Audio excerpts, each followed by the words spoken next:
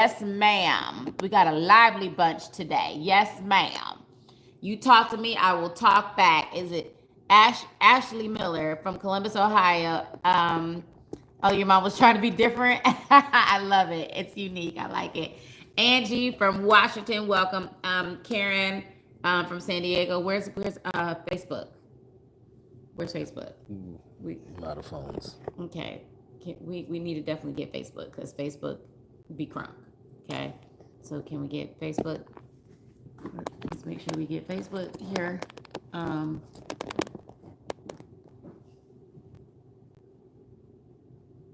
I think I have another phone upstairs. I know I have another phone somewhere. But we definitely got to get Facebook. Angie from Washington, Karen from San Diego, Margaret from Chicago. Oh, we in Chicago. We are in Pittsburgh.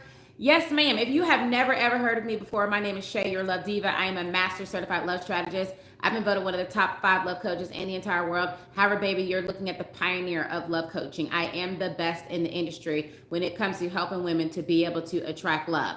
I did a dating experiment where I went on 100 dates in a little over 3 months and interviewed over 4,000, well, it's 5,000 at this point, men, women, and couples, and read hundreds of love, dating, and relationship books. I studied the science and the anthropology of attraction, and then I went on to create a formula. Okay, so then you're actually looking at the pioneer, and I'm getting ready to give you techniques so that you can be able to guarantee that you will attract your soulmate in time for the holidays. So come in, get comfortable. I want to love up on you. Make sure you leave your name, where you're from, and a heart emoji. If this is your first time ever seeing me live, leave your name, where you're from, and a heart emoji so I know and I can love on you. If you're returning, leave your name and a lipstick emoji. I see you, Germany.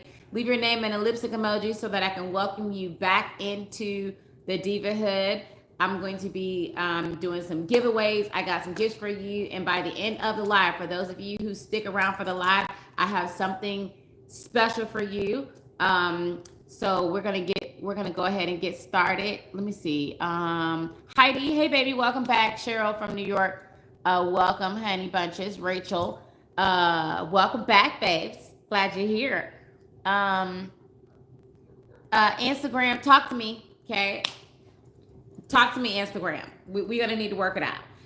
So from the last time that I spoke with you guys last week, we went through we was talking about the 6 phases of a relationship, and we was talking about what women do, the mistakes women often make that keep them single, and how when you understand the science of attraction, then you're able to avoid making those kind of mistakes, and you can give yourself an advantage that will literally set you up to guarantee that you will meet your romantic best friend. And we got all the way up into the pull away phase, and we didn't really get to finish it. So today I want to make sure I finish it. I also want to be able to talk to you about the science, y'all. Like, what are we doing? What are we doing as women collectively that is causing us to be spiritually tied to a man? That's called a soul tie. But not only creating soul ties with a man, we are creating biochemical addictions in our body due to the people that we're choosing to sleep with and not understanding what it is that I'm getting ready to teach you today. So we're going to talk about that. We're going to get all into it, okay? And I'm going to say this up front. This is a no judgment zone. That's first thing. The second thing is, I highly recommend that if you don't have paper and a pen, go get it, okay? Because I promise you, I'm going to say something that you never heard before, and you're going to wish you would have wrote it down, and I'm not going to say it again. That's first thing. The second thing is that I'm a master certified love strategist. That's the highest level of love coaching. I've been voted one of the top 5 love coaches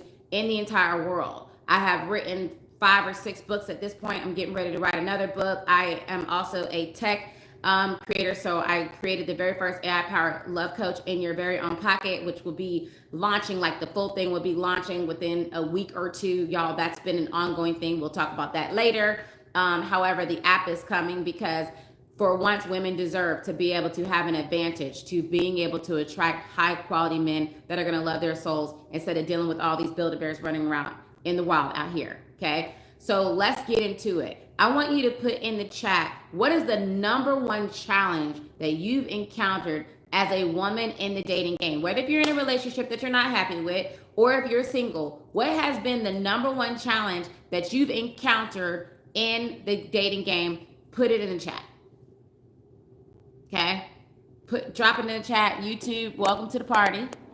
I'm glad you're here. Finances, what does that mean? You dating broke guys? Is that what it is? How to punish my husband who disrespected me and hung up the phone on me. Ma'am, your relationship sounds toxic. It sounds like you got other stuff going on, ma'am. Other things. Not enough options. You know there's 7.5 billion people in the world, Lammy. Okay, being approached or in proximity to quality men, that means your feminine energy is low. I don't settle, and no one can meet my standards, so I cut them off. Oh, that's a defense mechanism because you're emotionally unavailable. Because if you create that barrier, then it prevents you from getting hurt or disappointed or abandoned. Okay, that's a love block. We'll talk about that later. No one is no one. Oh, okay, honey. Energy to get up and go on dates. Oh, okay. It sounds like to me you have no motivation because you consider dating to have more bad than good. So there's, of course, you're not going to want to go out on dates. Future faking and then being blindsided when he leaves or can't step up. Okay, so basically the man acts like he wants more, like he's looking for somebody for his future, and then he gets it, and then he walks away, and he's not willing or ready to commit like he claimed he was in the beginning. I got that, ma'am. That's basically science, and I can break that down so that never happens to you again. Accepting things for what they are. Okay. Why do you attract stingy men? That's because you're stingy with yourself. You're stingy with your self-value because you're not seeing your value, because you're not raining the love and acceptance and worthiness upon yourself. The men is going to hold it back from you as well. Hello, why do I attract let me see, a man being broke, poor, low effort, bad character, not enough good options, not being their preference? Oh, that's a standard thing, ma'am. Okay, because when you have that standard, then you're going to become a magnet to the kind of men that baseline are going to be financially successful. Money is a frequency and a vibration, and when you start to vibrate at that frequency, then you become a magnet to those type of men. I'm gonna teach you about all of that. That's coming. Let's see. I'm ready to get married. I haven't been in a relationship for a year, but how do I get him to propose? How do you get who to propose, baby? What do you mean get him to propose? What? I'm speechless at this point, ma'am.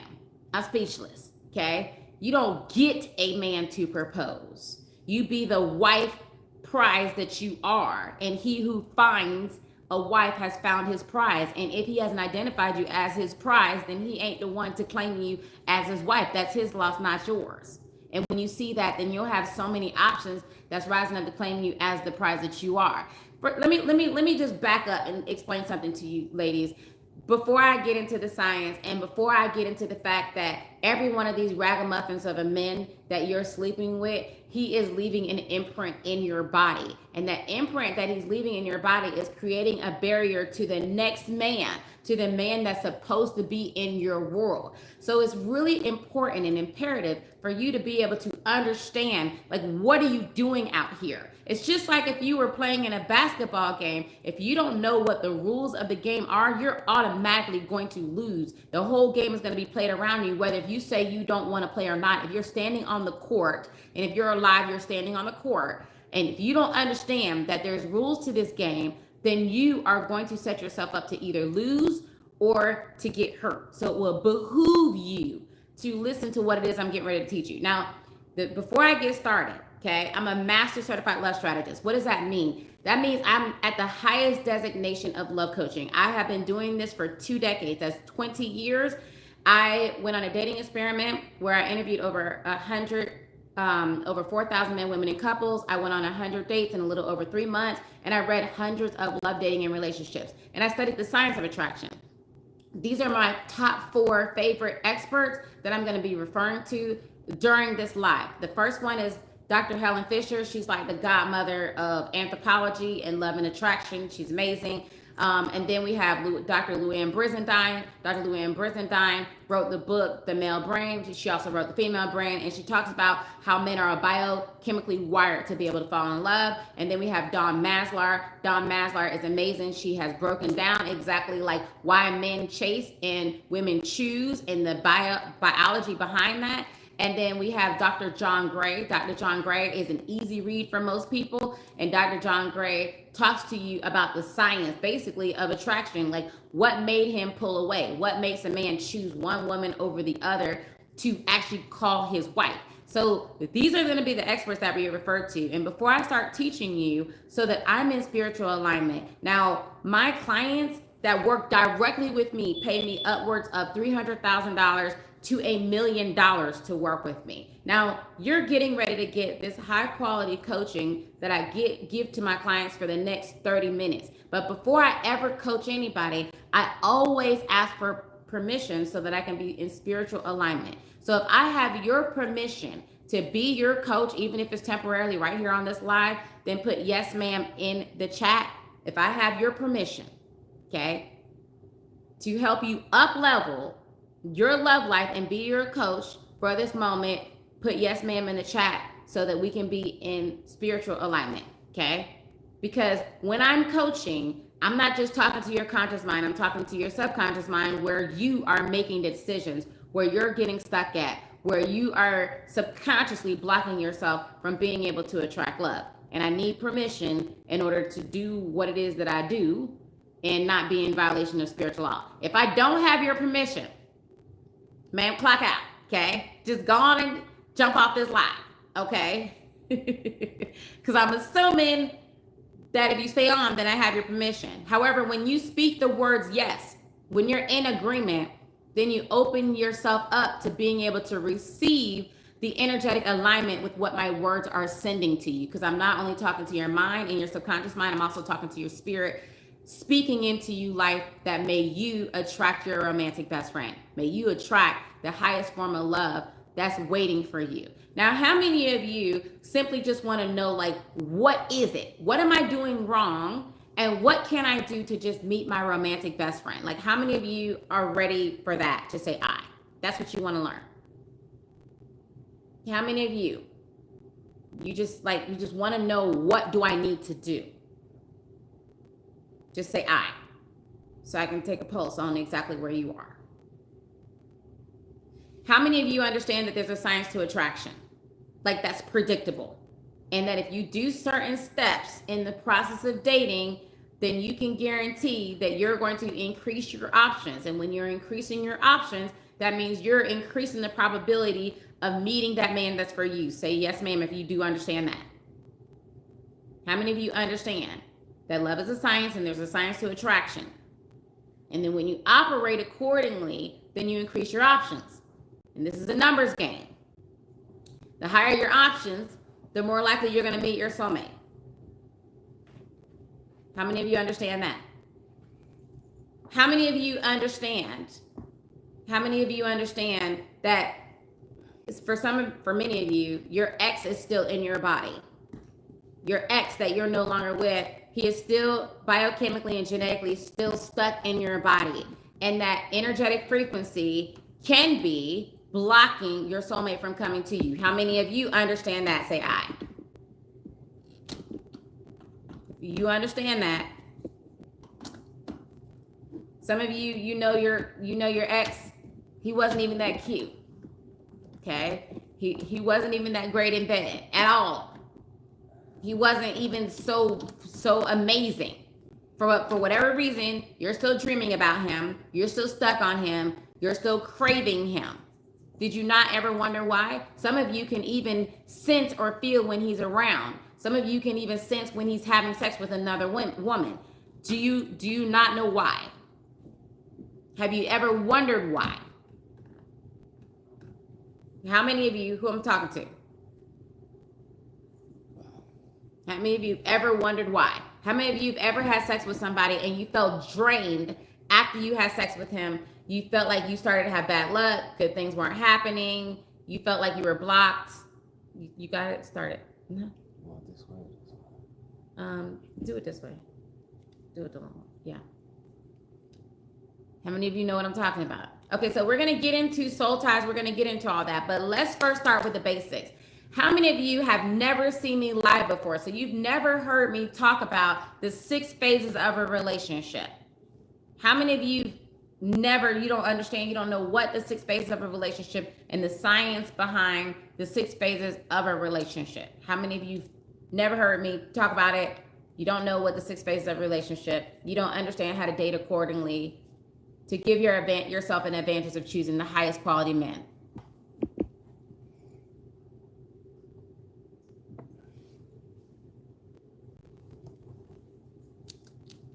Here, let's just put it over here, love. Where? Just put it right here. You can just make that higher and put it here. Okay, so we have a lot. We have a lot of people who've never ever heard me talk about the 6 phases of a relationship. And so basically you don't understand. You don't understand the science. All right, so let's break it down, okay? And I really want you to hear me. If you really hear me as I'm talking to you, it will change how you do dating. It will change everything for you. You won't have to worry about getting your heart broken anymore. You won't have to experience being disappointed or ghosted or attracting the Build-A-Bears or the men who are beneath you. You won't have to experience that over and over and over again if you can understand that. Okay. Now, there's 2 important things that I always say that you got to understand. Who are you looking for? Okay. Who are you looking for? What type of man are you looking for? Put it in the chat. Put it in the chat. Oh, dear God. Put it in the chat. What kind of man are you looking for? I'm here. I'm seeing. I have no idea. Thank you for your honesty. Okay, I'm seeing some people. You said a man of God, somebody who's secure. You said nothing. These men are walking over me. You're looking for my husband who's kind, loyal, and respectful, stable, kind, generous father figure, provider, a good one. Is it crazy not to know? No, it's very common. It's very common. A lot of people have no idea. They have no idea what to look for. They have no idea what they're looking for. You said a husband, an honest person, somebody who's funny, so far an emotionally intelligent man. Listen, y'all, whenever you have a chance to describe your soulmate, always take it, okay? We live in an energy, spiritual universe. As you speak into your world, you are actually manifesting, you are creating. And then when 2 or more touch and agree, then you're amplifying that energy. So for all of you who are just looking at me and you're not interacting in the chat, as your coach, I'm telling you right now, you are missing the opportunity to manifest and call forth your soulmate. Okay, this is not a passive sport. So you wanna interact because that's gonna be able to give you the most out of our conversation today. What are you looking for? Somebody said they're looking for Johnny Depp, ma'am. Okay, no, ma'am. Clock out. Strong, protective, family-oriented, kind, patient, and dedicated to success.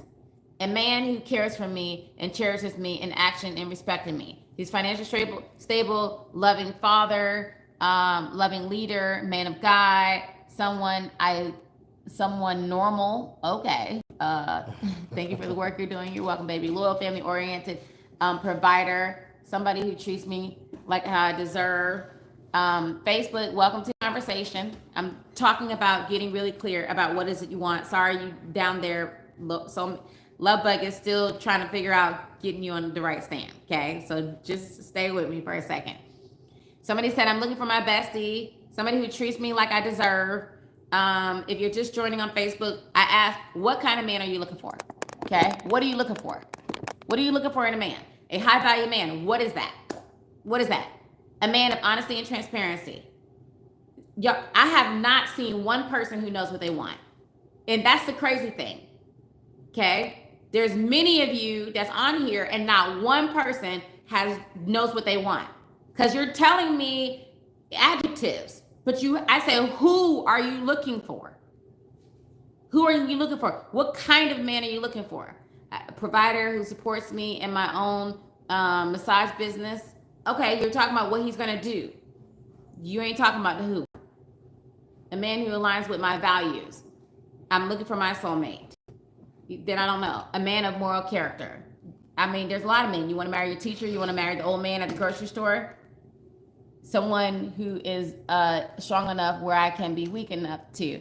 A Caribbean man. I'm West Indian, ma'am. I need you to start back at baseline with that request. Okay? Someone who would prioritize me and hold a safe space for me. Somebody who would treat me.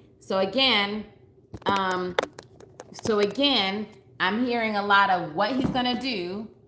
You got it together? Okay. I'm hearing a lot of what he's gonna do, but not who he is. So let me help you, because here's the thing that I'm gonna feel in with you. First of all, you got to get clear on what it is that you're looking for. Okay? What do you want? What is it that you really want? And there's no way you're gonna know what you want if you don't know who you are. And what I find in this business that's super not popular, that people always talk about the juicy popular stuff. Can I teach you how to be the most amazing ethical seductress to get any man to fall for you like that? Absolutely. That's my claim to fame. I started off where I was doing my dating experiment, and I was going on over 100 dates in a little over 3 months.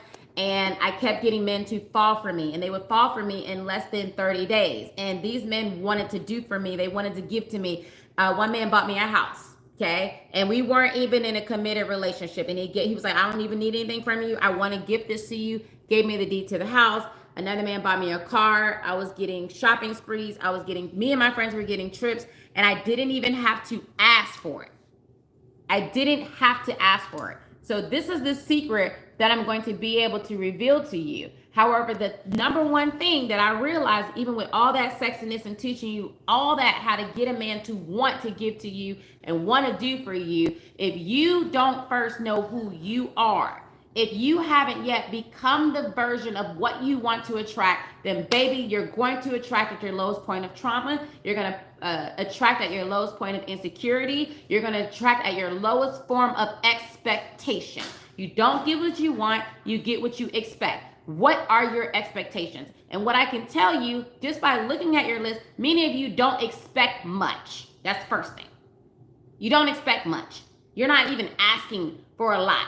What you're asking for is literally the bare minimum. Asking that a man be a provider, asking for a man to treat you right, asking for a man to be kind to you and honest, ma'am, that's baseline. That's like asking for a house and just saying, well, I want something with 4 walls and a roof and a foundation. You're not asking for nothing. You're not saying anything. That's not something that's high on the list. But so many women have lowered their standards and lowered their expectation in order to eliminate or minimize disappointment. And that's what leads to your disappointment. That's the first thing. The second thing is you have to understand, and this is something that I learned by accident. That there was a difference. Thank you, baby, for the penis on my head. Okay, so there's a difference there's 2 types of men.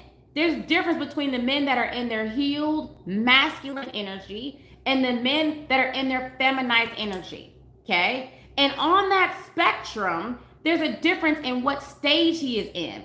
A man is either in his knight stage, he's either in his prince stage, or he's in his king stage, or he's in his elder stage, and you need to know what stage is he in. You need to know if he is a man rooted in his masculine healed energy, or if he's in his feminized energy. And I know women are like, well, there's nothing wrong with feminine energy. Absolutely not, ma'am. No, ma'am. As a matter of fact, you want to be in your feminine energy. If you understand that everything in the universe vibrates to a certain frequency, then you will understand that you, as a woman, the reason why you have these and the reason why you're a woman is because you vibrated to the frequency as a woman for the most part. That means you have 10 times more estrogen than he has testosterone. But as a man, he has 10 times more testosterone than he has estrogen. And that affects your brain. It biochemically wires you a different way. And it causes you to fall in love differently. It causes you to operate differently when it comes to the mating game. So, for a lot of you, what you were describing is that you wanted a man who was exhibiting masculine traits. He's a doer. He's a provider. He's a giver. He's able to love you. He's able to be confident. He's able to be honest. He's able to be respectful. He's able to be a good father. He's able to be a good husband. All that are masculine energy traits. Now, what a lot of you are doing is you picking up these feminized boys who are highly in their feminine energy.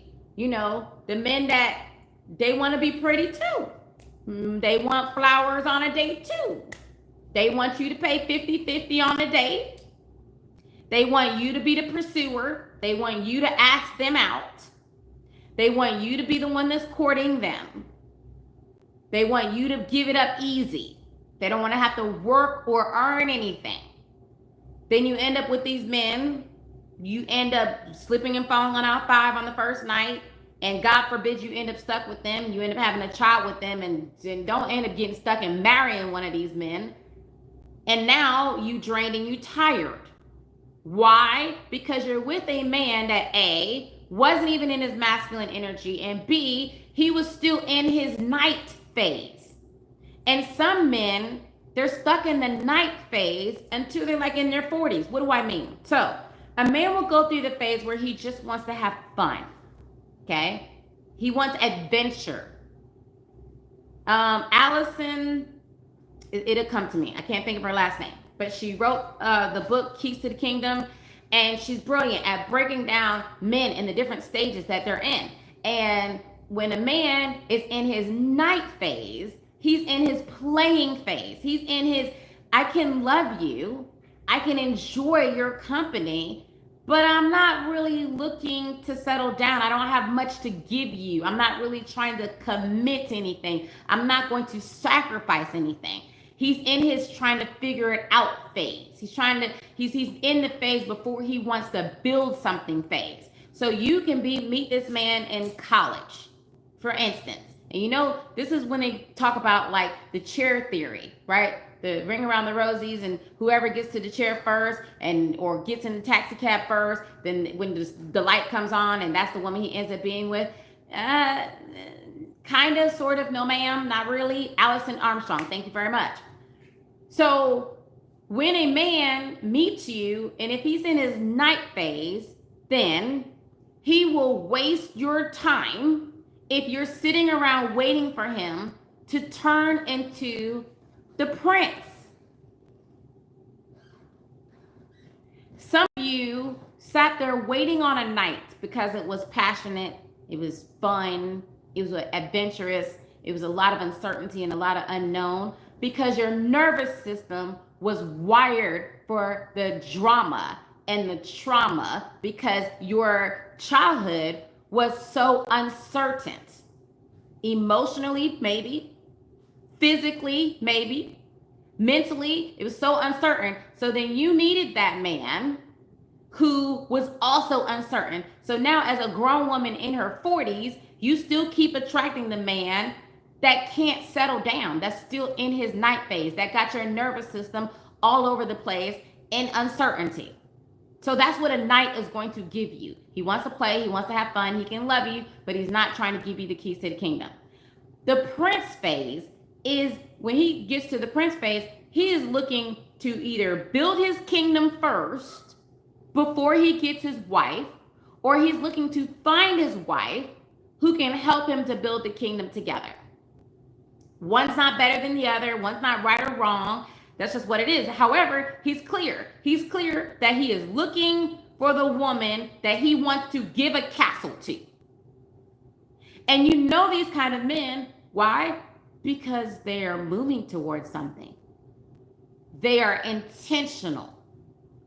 They are intentional about looking for that wife who he can put in his castle. Okay? For all of the people talking about some sprinkle all over the daggone place. The men that you're looking for, these men that fall for women that are just looking for somebody that's going to take care of them, they're not the kind of man that's trying to give you the keys to his kingdom. That's not the kind of man that he's trying to build his kingdom with, ma'am. You are an object, okay? You're an accessory. You are an equivalent to him buying a new car or a set of irons when he plays golf. That's it. You're not the woman that he is bringing because he wants to give you the castle.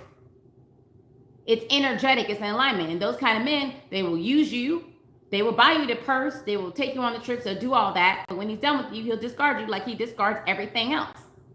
Or the kind of man that wants to give you the keys to the castle that he built because he feels like he's not a man until he has a castle that he can give to a woman. That man's going to be very deliberate in the kind of woman that he's choosing. And I used to matchmake men.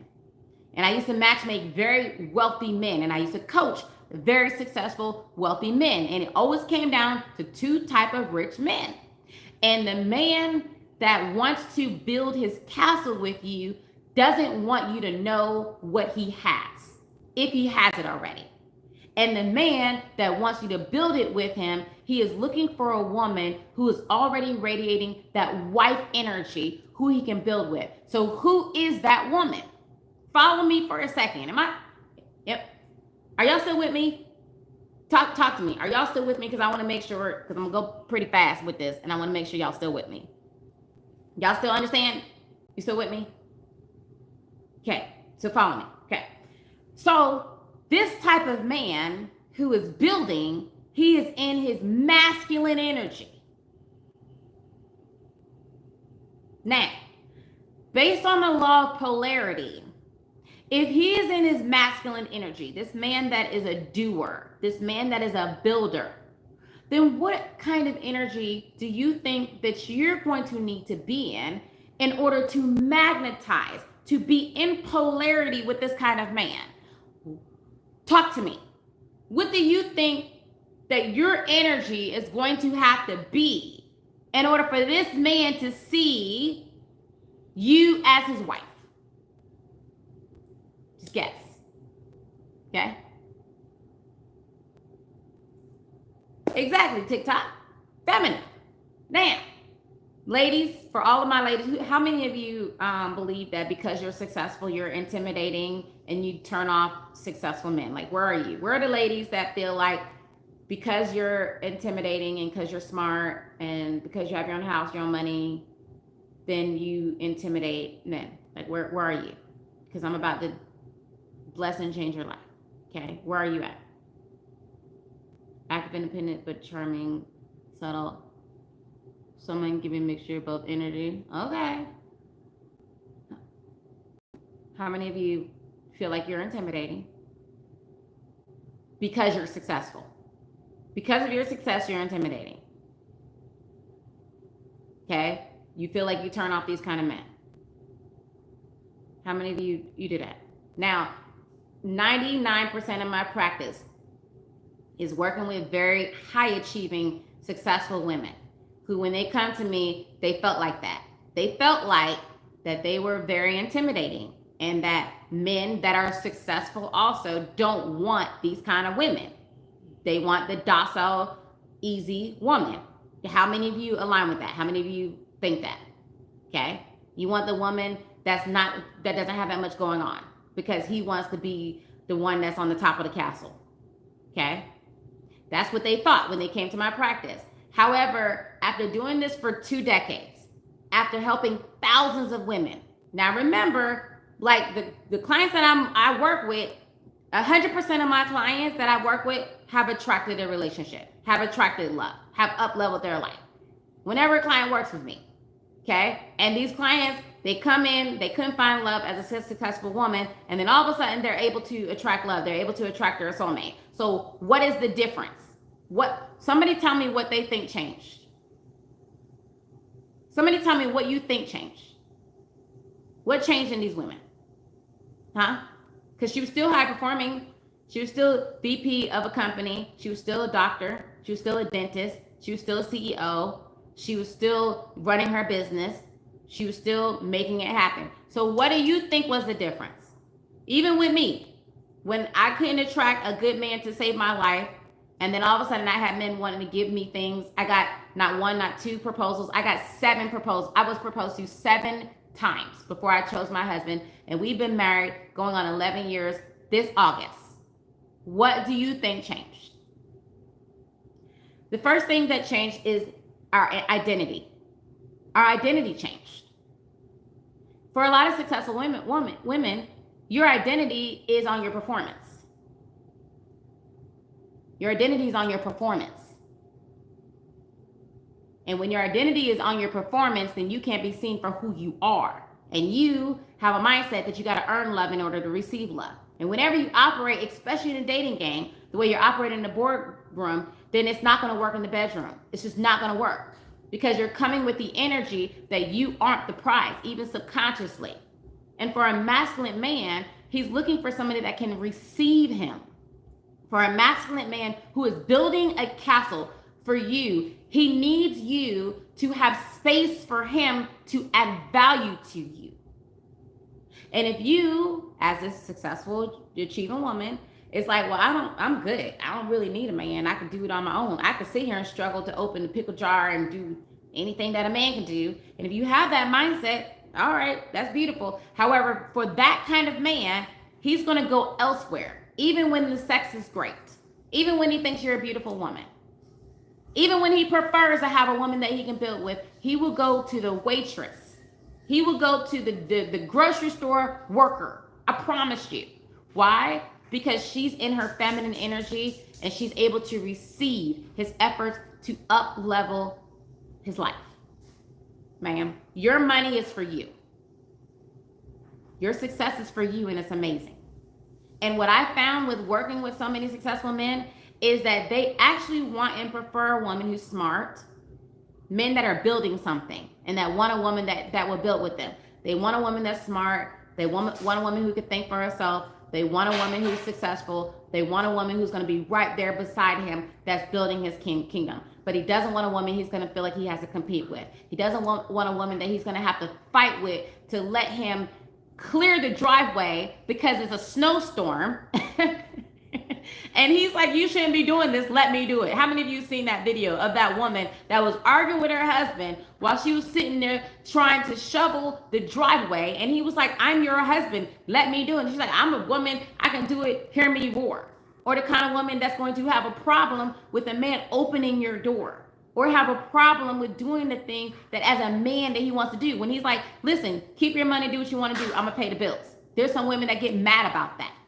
And for a man that's in his masculine energy, that's going to hurt him on the deepest level, especially when he's in his prince phase.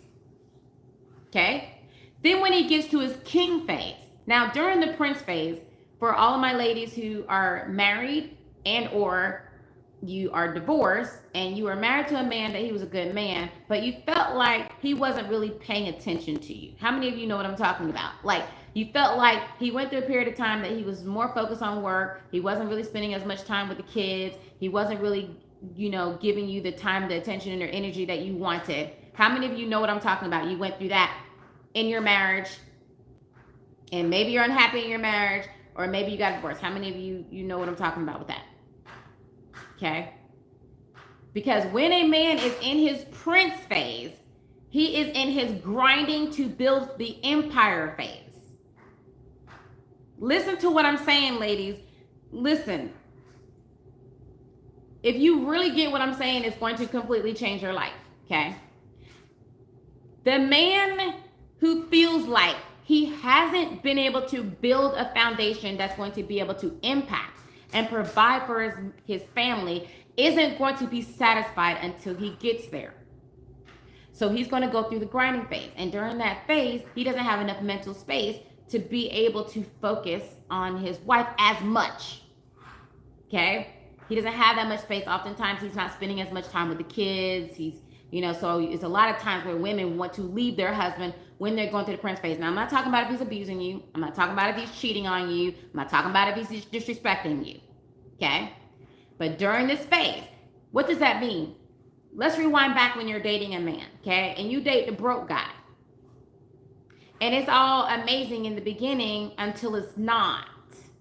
And when this man starts to drain you, and when you start to feel like, what in the world did I see in you in the first place? And when that man can't really love you right. And how many of you have ever been cheated on by a broke dude? Where you at? How many of you have been cheated on or mistreated? It seems like the broke ones be the worst. They be the worst ones, okay? It be the broke ones. Love bug, give me a paper towel, please. Love bug. It be the brokest ones be the ones that cheat on you, that mistreat you, that want to put you down, that want to gaslight you, that are oftentimes narcissists or oftentimes abusers, or want to compete with you or put you down when it comes to your career. And they be angry, and then they be the ones that you damn near got to beg for time. And it's like, dude, what are you doing? Like, you ain't even really working anything quite seriously, and you don't even have time.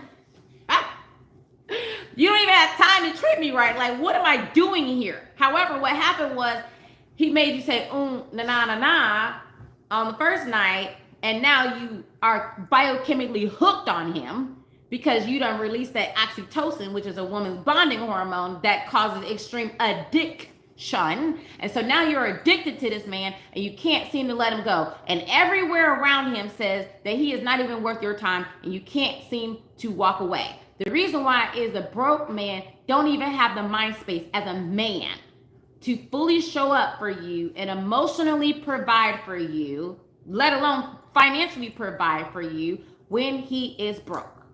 Because his sense of significance is tied to his sense of ability to be able to provide. And if he can't provide, he will either put you down or leech on you, or both. So you should never, ever let him get his life together. Let him get it together. Now, if you both in college and you know he's in med school and he's working towards something, that's different. You under 30, that's different. Okay, I'm not talking to you. I'm talking to the women that are 30 and up. You 30 and up, and you successful, and you got it going on, and you're financially responsible. There is absolutely no reason why you should even be considering a man who is financially dysfunctional. Okay? Absolutely not. Who is currency critical. No, he's a no man. Okay? Let him go get his life. Go let him get it together. And you keep dating, and you keep choosing the person that aligns with you and aligns with your value. So then when you come over to the prince and he's in his building phase, he's going to be focused on building.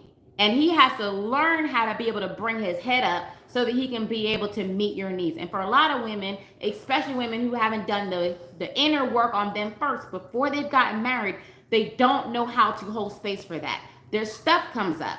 And so when he's not paying attention to you, and when he's not giving you time, and when he's not loving you the way you want to, then subconsciously you thinking that maybe it's me. So then you want to run away, you want to get a divorce, you want to lead a man, you want to start being critical, you want to put him down because women criticize themselves. Your mama probably criticized you, so then that's what you know. You start criticizing him, and the more you criticize him, the more you push him away, and the more you push him away, the more he's not getting his needs met, and next thing you know, he's sleeping with the secretary. The next thing you know, he's the bad guy, and now you're getting a divorce. Okay? And I see this over and over and over again. Not saying it's right. I'm saying what it is that I see.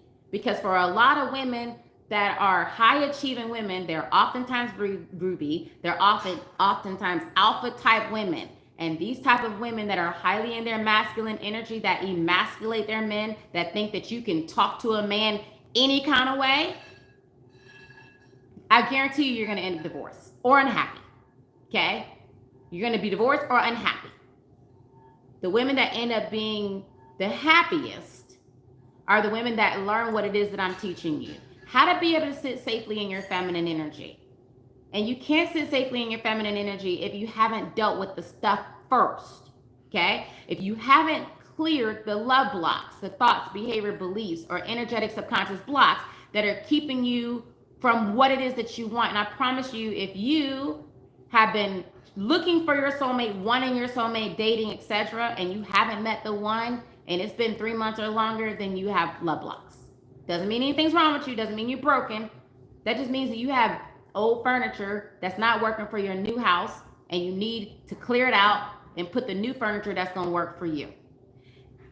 And then the next thing, the third thing, the biggest thing, when you're coming from that space, right? When you're operating from that space, and you're clear, you said you follow your tips and got proposed to 3 times, and I'm now married to a masculine provider. Congratulations, baby. Good for you. Good for you. Yeah. I hear it all the time. I'm so happy for you. And then the third thing is when you're showing up in the dating game and you're showing up in the whole feminine healed version of you, right? Then you understand that there's 6 phases to dating. Now, catch this if you can. Okay, catch this if you can.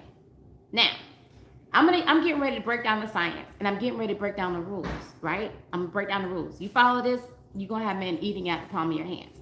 However, when you do what I told you to do earlier, when you're able to clear out those love blocks, when you're able to rewire this and rewire your nervous system, you won't even need any of these rules.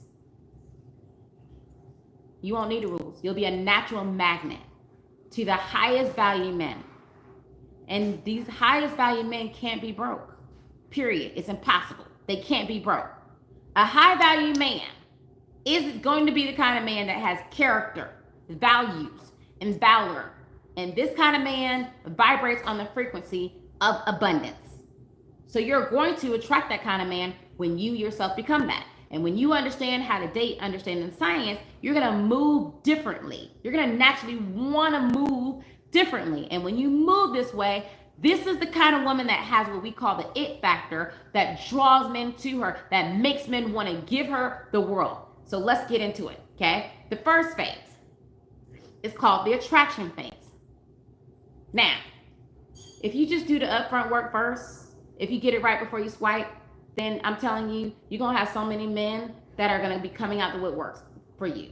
Your exes are going to show up, because exes always show up when you do the inner work. Promise you that. He can feel it.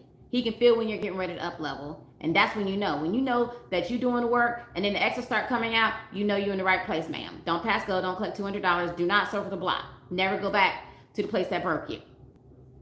But when you're entering into the attraction phase, he's going to see you, and what you've done is you triggered his testosterone. What does that mean? A man's testosterone is his hunter. That's what makes him a hunter, a pursuer. And that's also his sex hormone. So you are thinking, because he's saying all these sweet nothings, that is because it's like The Notebook, ma'am, or Love and Basketball, or Romeo and Juliet. No, ma'am. Okay? What you've triggered his desire to want your honey pot. That's what it is, ma'am. He wants your ham sandwich, is what he wants. Your peach cobbler. Okay? Your apple pie is what he wants, ma'am. Your kibbles and bits, your Scooby snacks. That's what he wants, ma'am. Okay? He wants your munch and crunch. That's what he wants. If you try to romanticize it as anything else, okay, from the fact that he wants your cookies, then you're going to get hurt. I promise you. According to Dr. Helen Fisher, there's no such thing as love at first sight. There's no such thing. And even if this man is your soulmate, okay, let me detour. Can I get deep for a second, or do y'all want me to just stay surface level? Can I just go deep for a minute and talk about soulmates and twin flames for a second? Y'all okay? Who wants me to, who says it's okay for me to go deep? Facebook, is it okay for me to go deep for a second?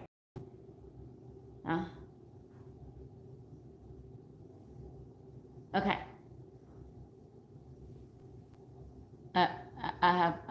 Somebody said, give it to me raw. Okay. Okay. Now I done forgot what the heck I was gonna say. Now I just forgot what the heck I was gonna say. Okay, I'll come back to it. Now, when this man wants it, ma'am, okay? When this man wants it, when he wants your kibbles and bits, right? When he wants your sex hormone, and if you are thinking like, this is like The Notebook, he just wants me, and then you allow him to rush you. Oh, soulmates. Let me talk about soulmates. Okay. Every single one of you guys has not one soulmate. You have multiple soulmates. Okay. And for many of you, you have been encountering what's called your twin flame. And your twin flame, his job is to prepare you for your soulmate. But some of you guys, you get stuck and you get hooked on your twin flame. Now, for many of you, the reason why you haven't yet met your soulmate is because you're not in energetic alignment with your soulmate. And so just because you meet your soulmate does not mean that your soulmate is going to stick and stay. It's kind of like, just because you get your dream job does not mean you're going to keep that job if you show up to the job and you don't know how to perform the job. If you're not equipped with the skill set to maintain the job, then you're going to lose the job. And it's the same thing when it comes to your soulmate. We got to stop romanticizing it. So when you are showing up to the dating game, you might very well encounter your soulmate. And I've seen this happen before. You can encounter your soulmate and then you can lose your soulmate because you are not energetically in alignment to hold space for your soulmate. How many does that make sense to you? If it makes sense to you, say I. Okay? If that makes sense to you, say I. So you don't wait to get ready. You don't start getting ready when you're ready to start dating or find love. You get ready so that you can stay ready. So that you're ready when your soulmate comes around. When it's time for your soulmate to come around to you, you are already ready to receive him when you're ready to receive him. If that makes sense. So when you're dating and you've triggered his testosterone, then that means he wants it. And once you start the attraction phase, it's game on. Now, what's happening to you? What's happening to you is that you are releasing oxytocin. And a woman is unique in that way. For a man, biochemically, he was designed to fall slow. You were designed to fall fast. So as soon as you meet somebody whom you're attracted to, his pheromones smell good to you. And for many of you ladies, you're on birth control. Now, I'm not knocking birth control, ma'am. If you like it, I love it. I'm just telling you the science, okay? According to the science, when you're on birth control, your ability to be able to smell compatibility goes out the window. What does that mean? That means that when you're on birth, you as a woman have the ability to smell if you're genetically compatible. How genetically different are you? Because the more that you're genetically alike, the more you increase the risk of your offspring having certain disabilities, okay? And so to avoid that, you can smell. You can smell his pheromones. He can smell your pheromones. You can taste it when you kiss. Your body can identify, like, are we genetically compatible? Have you ever kissed a man that was so fine and sexy and then you kissed and you're like, ew, like, no ma'am. How many of you know what I'm talking about? Or some of you might have smelled him, like when he was kind of musty or whatever, you smelled under his armpit, and as soon as you smelled him, you was like turned off. Or some of you might have been with somebody, got off of birth control, and then you was completely turned off by him. That's why. So for many of you, you're dating biochemically blinded.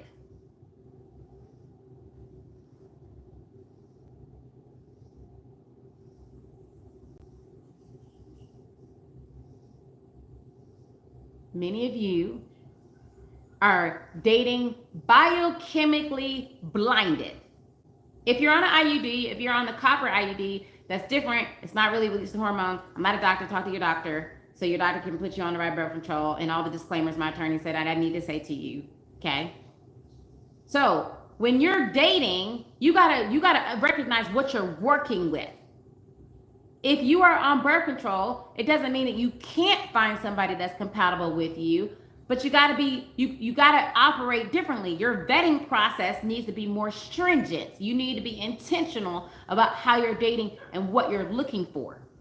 Okay? If you're menopause, then even if you're menopausal, then that's another thing too, because when you're menopausal, your hormones can be out of balance, and there's things that you can do to be able to balance your hormones so that you can properly be able to see and vet him.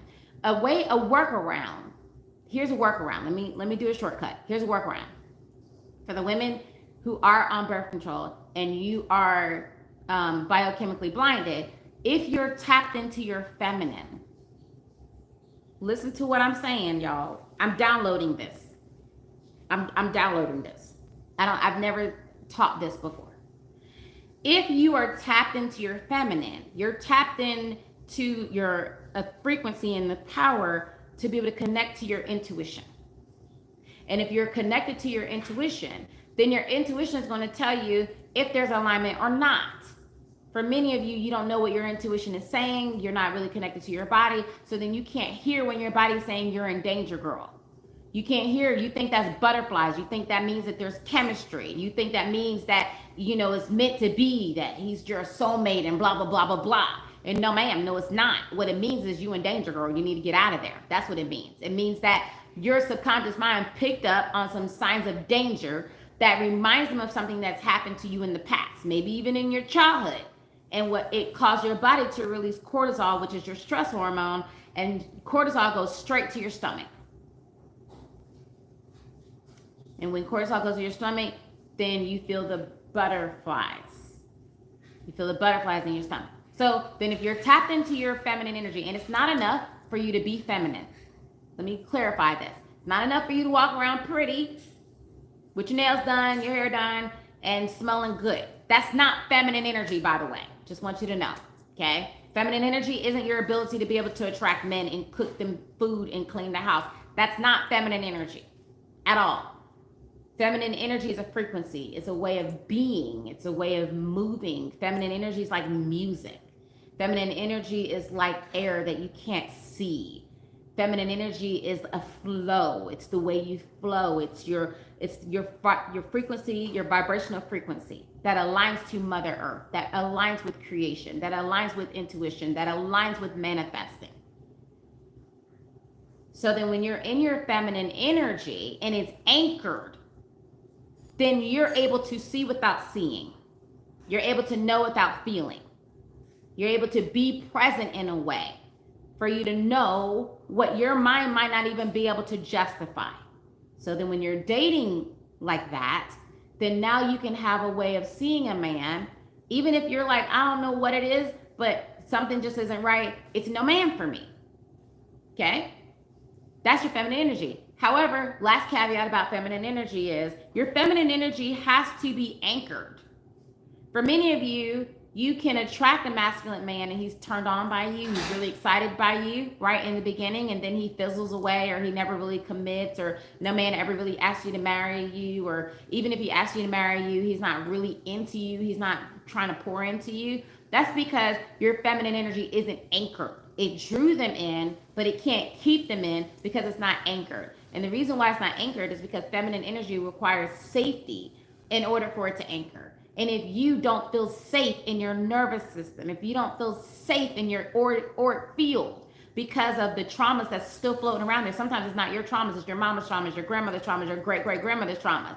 And if that's still floating in your energetic field, then your feminine energy isn't going to be able to anchor, and then you're not going to be able to tune in and tap into it and use it to your advantage.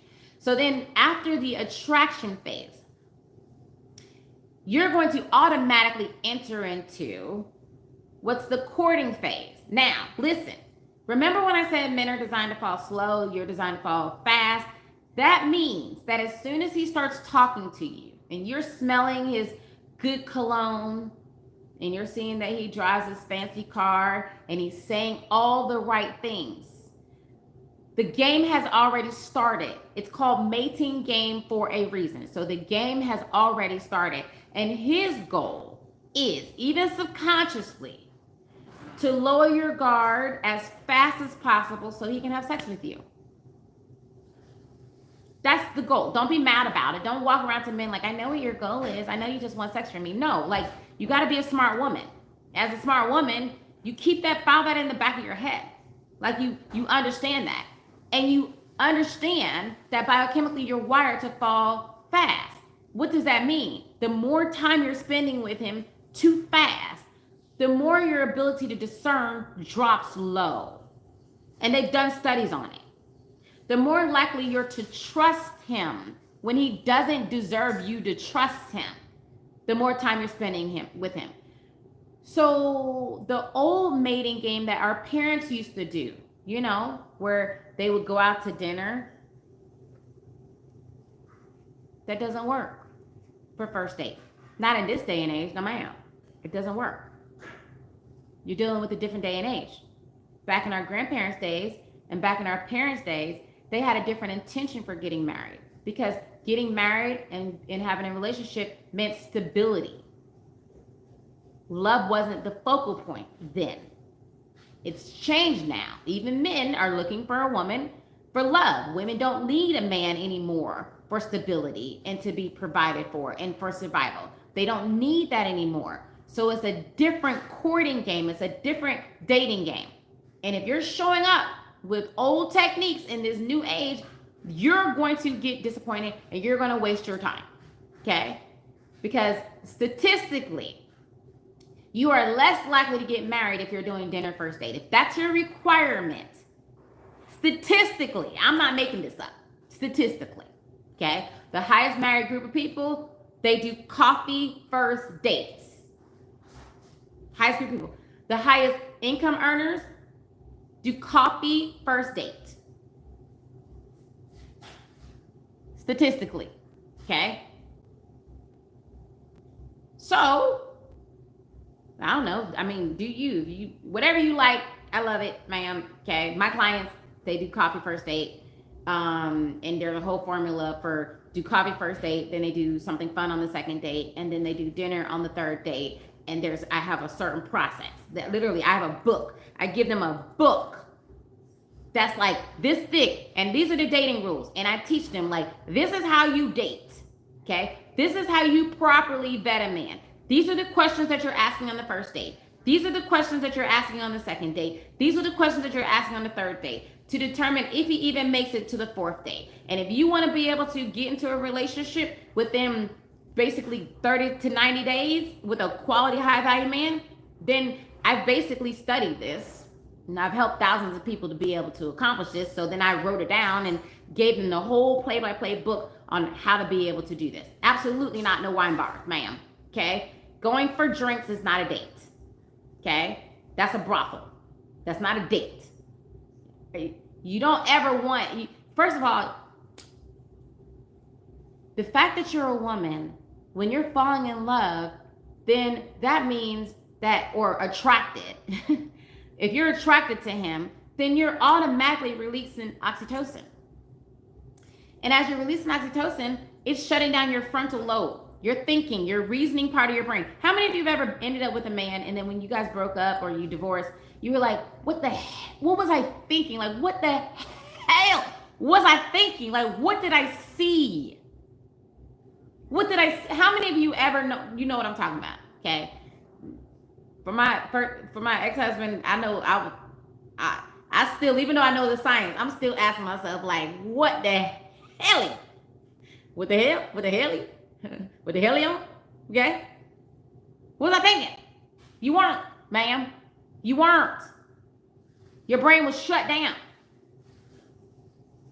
And you know how y'all like to sit there and breathe on the phone, huffing and puffing and falling asleep and talking about a bunch of nothing for hours, and then you like to tell them your whole life story and about how this man done played you and then that man that did you wrong and this man done cheated on you with your best friend's cousin's mother's dog's sitter. Then you are basically setting yourself up, is what you're doing. And then when you're going on a dinner date and now you're in a romantic environment and then you introduce drinking to the mix, then now you're further shutting down that discernment center in your brain, which is causing you to miss the red flags and the signs that this man is a no man. And then on top of that, you dating on birth control, so you're already biochemically blind. And then there you are. There you have it. That's what happened. Okay? And then when you're a Scorpio, you know, y'all Scorpios love y'all, but y'all a bit freaky, okay? Y'all sex drive is on a different level, okay? And when you're Scorpio and he's smelling good and then the chemistry's high and this and that and that and this, and don't let it be months or years since you got it, and then he's whispering in your ear, and then he brushes his hand in the right place, ma'am, then that's it, ma'am. You done slipped and fell on I-5. You don't even know what the heck happened, ma'am, and then your Miss Thing took over. I digress so much, okay? And speaking of, I'm a side note, I'm gonna give you some advice since y'all gave me permission to coach you, okay, and give you my $20,000 per hour that my clients pay me in order to coach them. I'm gonna give you some advice that will save you. Ma'am, if you do nothing else when you're dating,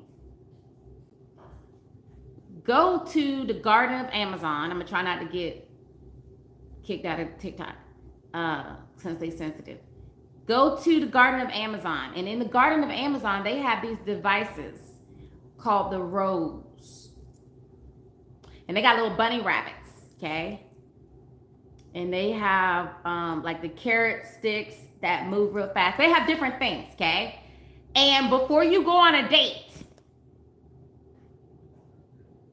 pick your rose up, okay? Enjoy it.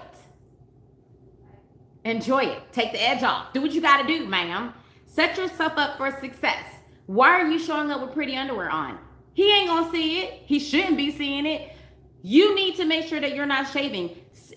Stop emailing me, asking me, okay? Y'all keep emailing me, asking me like, Shay, you know, like I slipped and fell on all 5. We did it too soon. Can I save it? Can I salvage it? No, ma'am. No, ma'am. Throw it away. Start all over again, ma'am. Okay, you might be able to save it if it's been one time. And I'll tell you about that later. However, no, ma'am. If you done slipped on out 5 more than twice, ma'am, throw it away. It's rotten. It's rotten to the core, especially if he's not trying to commit to you, which it's only been like a week. So why would he? You don't even know him. So it's no, ma'am. Throw it away. So rather than set yourself up for failure, just go ahead and get the rose. All right. Anyway, moving on. So during the courting phase, when you're in the courting phase, this is the most powerful phase, but this is the phase where many women slip and fall on out 5 because he's doing all the right things. He's saying all the right things. He's taking you out on dates, right? Like y'all are being taken out on. How many of you guys still talking about some talking? Like, how many of you guys believe there's a talking phase? Where are you at? We're talking. Where are my ladies? Come on, be honest. Put your hands up.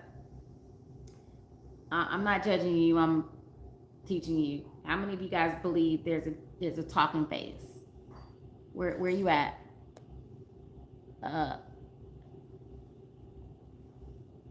Where you at? Ma'am.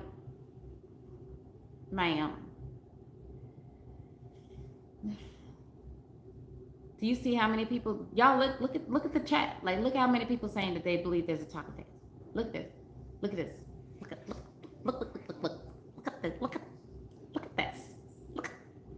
Look at this. Talking for 2 months. Ma'am, what are you talking about? Ma'am, what exactly are you talking about? What is happening here? What are you talking? Why are you still in high school?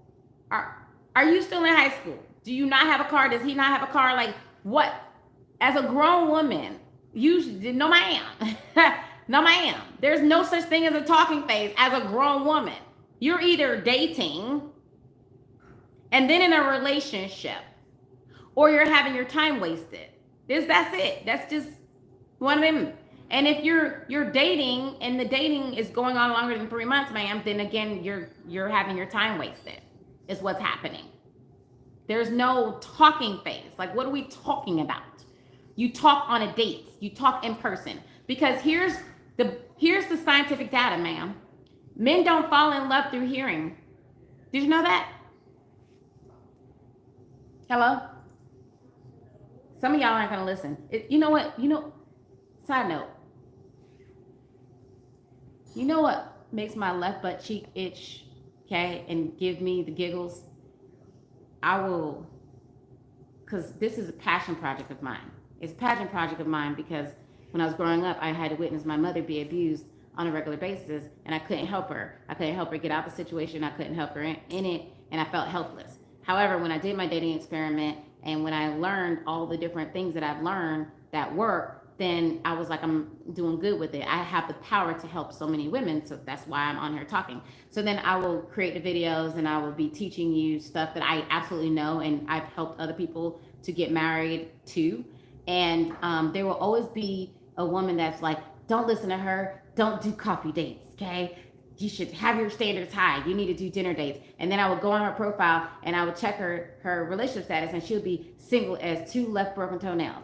And then I will tell another woman, like, okay, this is how you're supposed to date, and this is what you want to look for. And then she'd be like, nah, I'm not going to do that. I'm going to do this.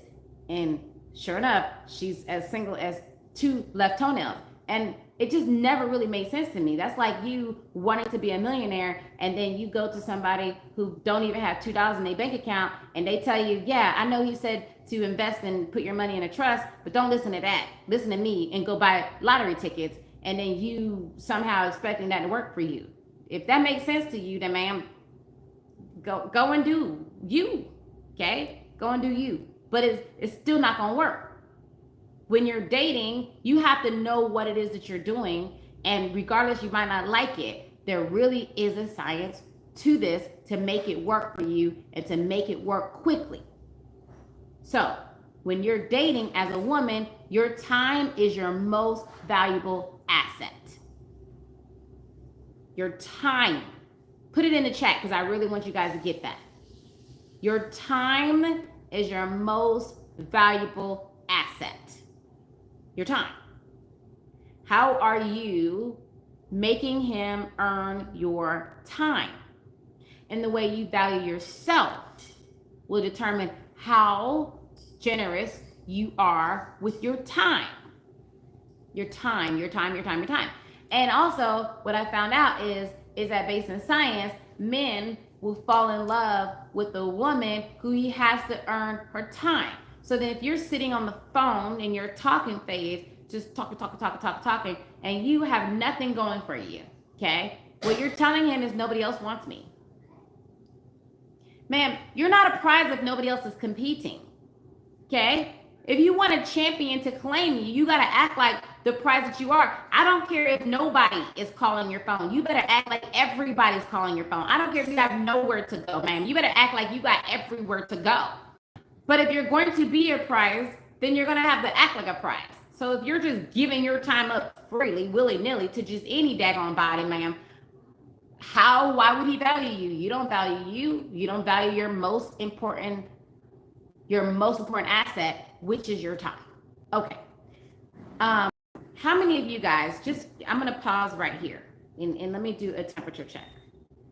We're in July, and we have August, September, October, November. Y'all know the holidays is 4 months away. Four months away. When a student usually starts in my university, it usually takes us 3 months to get her to the point where she's like a man magnet. Like usually it's a minimum of 3 months of her really understanding and her transforming into the version of herself that matches the type of partner that she wants to attract. And the problem that I find, right, in doing this work is that I think not enough women take their love life serious enough. Not enough women. Like, we will invest in our educations, we will invest in our cars, we will invest in our houses, we will invest in all kinds of different things. However, in a trip. But when it comes to investing in ourselves, I got $5. Some people be like, I got $5.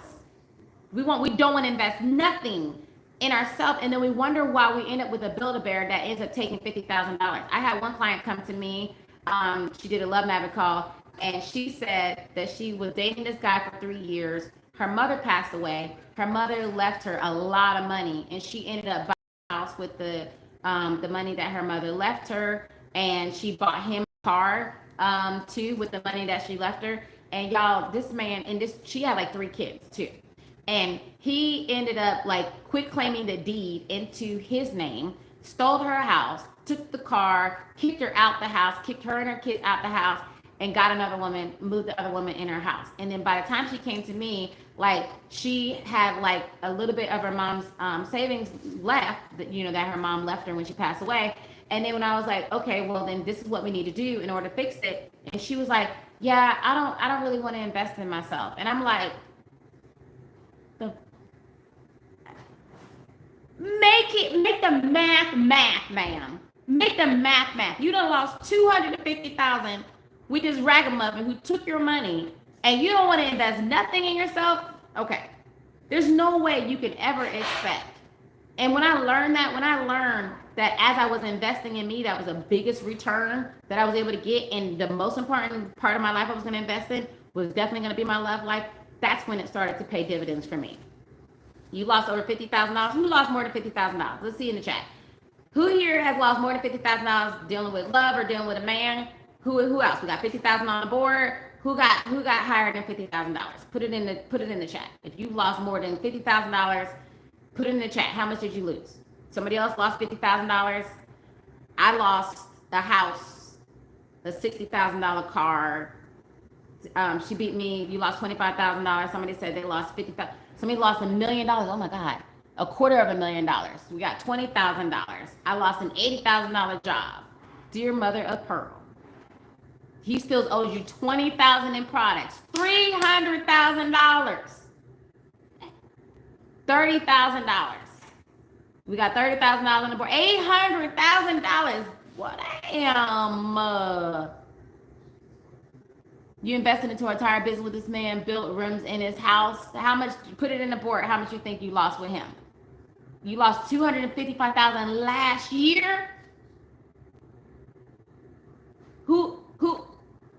I don't think anybody beat. I think $300,000 was the highest so far. I think $300,000 is the highest. That's what's lost on the board. Anybody higher than $300,000? Got $300,000 going to once. $300,000 going twice. She said I lost $60,000. Anybody else lost higher than $300,000? Somebody else put I lost $150,000. You lost my 20s and most of my 30s, and that's a lot. Okay, that's a lot. $800,000. A lady said at the top. Okay, so we got an $800,000. That's right. We got $800,000. We got $800,000. Anybody else more than $800,000? Going once, ma'am. Going twice. Anybody else higher than $800,000? Anybody else higher than $800,000? Sold to $800,000. That's a lot of daggone money. Now, ma'am, the one who said that she lost $800,000, email my staff support@shaybetter.com, and we are going to send you a hardback cover book, The Science of Attracting Love, and I'm going to sign it for you. We're going to mail it to you. Email my staff, tell her that you won, the one who got $800,000. Now, let me tell you this. I had a client, and she had to give her Build-A-Bear ex-husband her house that she paid $2 million for and $1 million. And $1 million. She had to give up her $2 million house that she had already paid in full. And then she had to turn around and give him $1 million. Yes, ma'am. She absolutely did. And I hear stories of that all the time. Ladies, listen, whether if you work with me or not, because I'm definitely not for everybody, okay? I love y'all. I do. I want to help over 1 million women to be able to attract love. We're the best in the industry. Nobody does it like us. There's nobody else that has an AI-powered love coach app and has a system that we have in order to predictably determine your success and exactly where you're at. We can predict it all the way down. We know exactly what stage you're in, the likelihood that if you enter into a relationship, if the relationship's going to work or not. We know how to identify what your feminine energy level is, what your love block level is, what your relationship readiness is. We've broken down the science of it. But even with all that, I know that I'm not for everybody, even though I want to help everybody. But I'm just telling you, from woman to woman, if you invest in nothing else, please go invest in your daggone self. Invest in yourself. Learn you and how to become the version of you that you want to match so that you can get the highest quality match for you, and not somebody that's going to pull you down, but somebody that's going to add value and that's going to lift you up. Learn how to be able to increase your feminine energy, not because so you can be more attractive and get a man. No, so you can be more connected to your power source. So you can be more connected to you, your God source, your intuition, your power to manifest and multiply money so that you can be able to live life more abundantly, like the promise says. And then learn how to date for marriage. Learn how to date to attract a quality husband, your romantic best friend. Not somebody just that's going to sprinkle some money on you, but somebody that's going to sprinkle his love, his intention, his presence, his wholeness on you, and that you can build an empire with. And that, baby, is invaluable. Now, for those of you who are sick and tired of being sick and tired, and you just want somebody to show you the way, okay? And you want me to be part of that process, just say I, so I can tell you what to do, what the next step is. Not for those of you who just are looking for something free and you just wanted to get some free information. I hope this live was valuable for you, but I'm talking about people that's going to take action, not just say that they will, but people that's going to take action, and they want a system so that they can be able to align themselves to attract a romantic best friend in time for the holidays. Like, where are you? Okay, where are those people at? It's one thing when you declare something. As you declare it, so it may be. Like when you speak something, it's the beginning of the rest of your life. That's when you're already beginning the manifesting. That's when you're already quantum leaping into the reality that you want. You're moving out of the current reality that doesn't have what you want into the reality that has the love, that has the abundance, that has the presence of you that you want, when you are willing to go out of your comfort zone and out of your pride to say, yes, that's me. Okay? That's the most powerful thing that you can do. Now, this is what I'm going to do for you. Love, did we, my love mapping call is normally $197. Okay? The value of the call is so high that we raise the price to $197. However, for those of you who are ready to take action, I'm going to lower it for you today for $49. Okay? And then I'm going to give you a gift. Do y'all remember when I told you that for my students, that I tell them step by step, like what date to go on? Date 1 is the coffee date. Date 2 is the fun date. Date 3 is going to be the dinner date. And these are the questions that you need to ask. Like, what if you had like a cheat sheet so that you knew exactly what to ask and what to look for? Like, how many of you would want that? If you could have a cheat sheet so that you know exactly what to ask, what to look for, and how to properly date a guy, rather than wondering like, what do I say? What do I look for? What is it I do? Okay. If that's you, then I want you to go to lovemappingcall.com. We're going to reduce the cost of the call to only $49.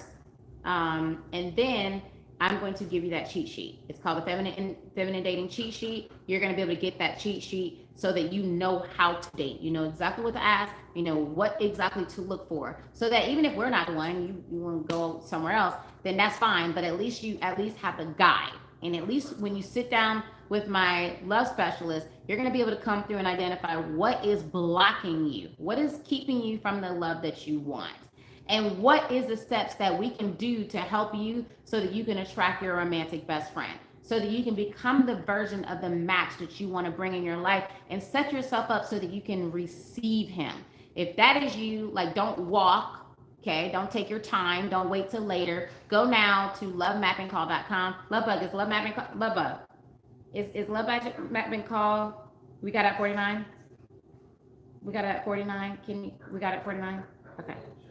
All right, yeah, please make sure, just for the people that's on live, we can put it back up at the end of the night, okay? So go to lovemappingcall.com. Thank you, Couture Coaching, for putting that up for me, okay?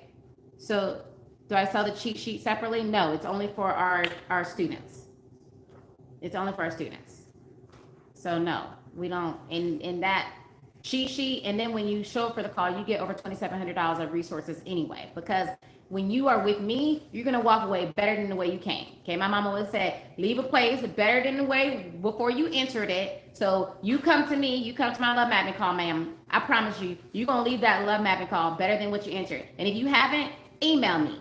Tell me you didn't. Tell me you didn't. I promise you I'll make it right. I promise you. Because one thing I don't play is about my followers, and I don't play about the women that's coming to me for help, because you are my mother. You're that mother that I couldn't be able to help when I was helpless as a child, but I can help you now. I can help you with the tools and the resources and the formula that I've been able to discover that has helped thousands of women to be able to attract their romantic best friend. So if you're not just talking, you're about making it happen, and you want something that you know is going to work to just tell you what to do, then go to lovemappingcall.com, book your love mapping call. Go to lovemappingcall.com. Look, I think. Go to love mapping call. You said you changed my life. Oh, don't make me cry. I can't even read it because you're going to make me cry. I already know you're going to make me cry. Don't make me cry.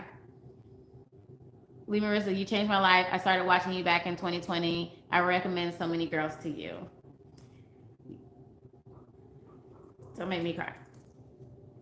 Like, there's some students that like are near and dear to your heart. Like, like there's some students that when they graduate and you see them heal, and when you like,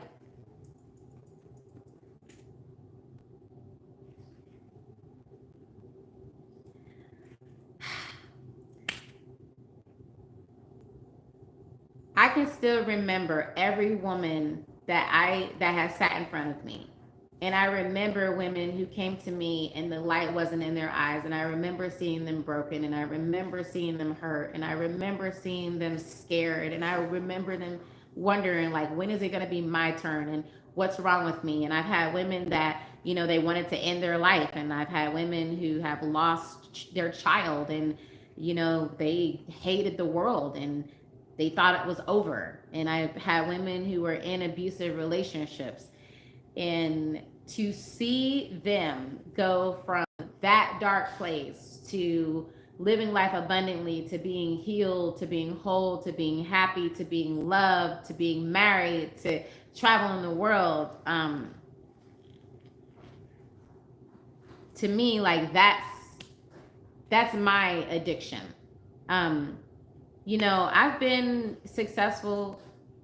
Like, I didn't grow up like with a silver spoon in my mouth at all. I had to like blood, sweat, and tears to build this business. And one month, I made $1 million in a month. And when I made the $1 million, I thought that I was going to be like super excited, like, oh my God, like I made $1 million. This is amazing. But like I went into like a dark place, and it was dark, and I was like feeling really down. And I was, Lee Marissa, you don't worry, it's coming, baby. She said, I'm not married yet, but my feminine energy has for sure improved thanks to you. So I was in this dark place after we made the $1 million in a month, and I was like, what? I was asking God, like, what's the point of all of this? Like, why am I here? Why am I doing this? It's, you know, like making a lot of money is great. Don't get me wrong, I'm thankful for it, but that's not like the meaning of life. That didn't make my life better. And so while I was like on day 3 of feeling sorry for myself, right? And I know y'all probably thinking this like ridiculous, but follow me for a second. So on day 3, when I was feeling sorry for myself, I got an email from a client, and her name was Deirdre. And I don't know if you've seen Deirdre's testimonial, but when Deirdre was coming to me, Deirdre had a terminal illness. The doctors gave her a certain period of time to live. Her 5 kids hadn't talked to her. She lost her baby when he was 5. He got hit by a car, and she was like a bull in a china shop, for real. Like, when I tell you, she probably was one of my most difficult clients. I said I was never gonna take a difficult client like that again. So if you difficult, not me, okay, not today. But I'm just saying she was difficult. She called herself a booga wooga. Like, now we can laugh about it, but she said she was a booga wooga. And Deirdre also was a hoarder. So she hadn't slept on her whole bed in like years, and she was a hoarder, and she was dying, and her kids hadn't talked to her, and she was miserable. And she just said, I want to get out this pain, like I don't know what to do. And you know, she was like making it hard to help her, and I had to do what I do in order to get her on the right page. So when I was on day 3 of feeling sorry for myself, Deirdre sent me an email, and Deirdre was like, Shay, I just want to thank you. Like, you completely changed my life. She was like, I didn't tell you this, but like I had a terminal illness. The doctor had given me like some, you know, like a certain time to live, and I was dying. And she said, like, I went back to the doctor, and they said that whatever you're doing, keep doing it, because it's gone. Like, you don't have the same illness that you had. And she was like, and you know, my house, I was a hoarder. My house was completely packed, and I hadn't slept in my bed in years, and I was able to clean my house for the first time in years. And she said, and my kids that weren't talking to me, like my kids started talking to me. And she was like, I was able to encounter myself. I was able to say my life is saved because of what I was able to get in your program. And when I tell you, like, I boohooed for like a good hour. And then I said, that's going to be my purpose. That's going to be my drive. Money can't be the drive. That can't be like what the meaning of life is. It has to be like, what effect am I having on the world? How am I able to help women?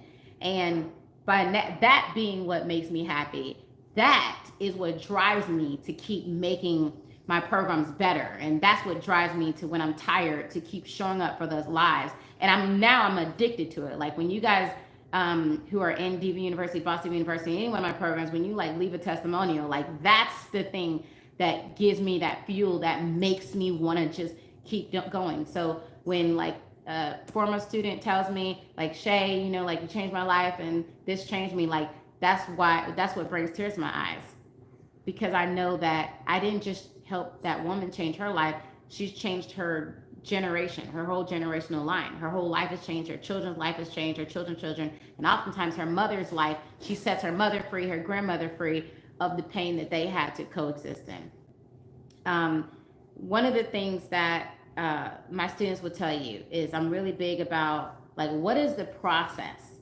Because I want to make sure that every woman that comes to me is attracting love. And thank you, baby. I want, and it is a sign for you to keep going, baby. Whatever you do, don't give up, because your soulmate's waiting for you. And if you have that desire, like, how many of you have been feeling your soulmate strong? Like, you've been feeling that desire, like, I want to meet my soulmate. Not from a place of being desperate, but you've been feeling like this pull towards your soulmate. Like, how many of you have been there? I'm going to tell you what that is. How many of you have been feeling that pull to meet your romantic best friend, to meet your soulmate? I'm gonna tell you what that is. And I know, like, a lot of you guys are booking your call. If you book your love mapping call, put booked in the chat. Like, make sure you put booked in the chat so that I know who we're giving that cheat sheet to for the dating cheat sheet. Okay, the feminine dating cheat sheet. Make sure that you put booked in the chat. Okay.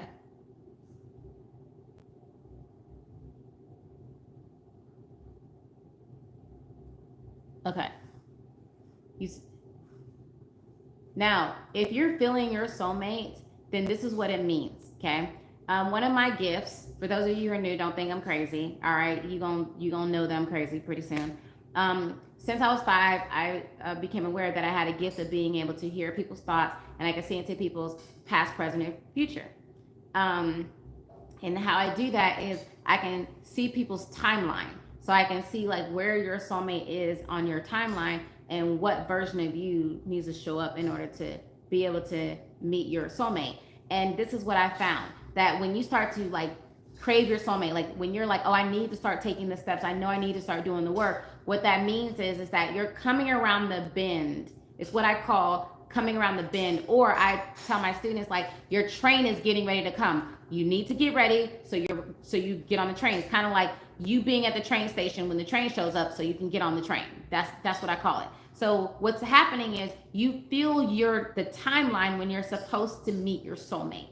And the closer you get to that timeline, the more you start to desire him. And the more you're out of alignment with being on that timeline. It's kind of like you needing to be at train station A, but you're at train station C. You're at the wrong train station. So you got to get on the right train station. The further away you are to the right train station, the more uncomfortable you are, the more unhappy you are, the more you'll find yourself, like, thinking about, hoping, wishing to meet your soulmate. And then when the train passes, how you know your soulmate's passed is because then you'll come to that point, and then now you're like, oh, I'm good. I'm good. I don't really want him anymore. I'm not really craving him anymore. I'm not really desiring him anymore. And I had that happen with a client where she came to me for like 8 years, right? And I would do the reading, and I don't do this anymore. This is another reason why I don't do readings more than once, because this is not like the psychic fair, or like where you call into Miss Cleo and now I'm going to do psychic readings. That's not how I operate. I use my gift for good to help women to meet their soulmate, not to be some sideshow for you to avoid facing yourself and learn how to trust in your own intuition. But anyway, I had a client who came to me for 8 years, and I saw her soulmate in the first like 2 or 3 years that I did the reading, but I kept seeing her soulmate move out of her timeline. So then on the 3rd year, I was like, baby, listen, you don't have any more time. You need to get on the train. Like, you got to get this work done. You know, like, I can help you get to your soulmate, but this is the steps that you need to take. You're going to have to choose yourself, and you need to get on the train. And she's like, okay, Shay, I'm coming. I promise I'm going to do it. I'm going to do it. And she's like, matter of fact, next week, that's when I'm going to get, like, I think her grandmother passed away, and she was going to get, like, the severance or whatever that her grandmother left for her. And sure enough, next week came, she didn't do it. So then she came to me this past year when I did her reading. And y'all, when I did her reading and I looked in her timeline, I couldn't see any of her soulmates, like none at all. And then tears started coming to my eyes, and I looked at her and I said, do you still want to meet your soulmate? And she was like, no, I don't, I'm good.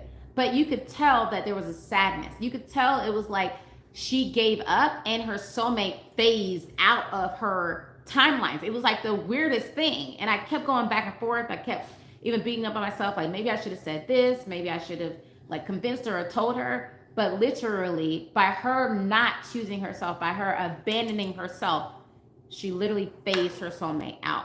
This is what I'll tell you.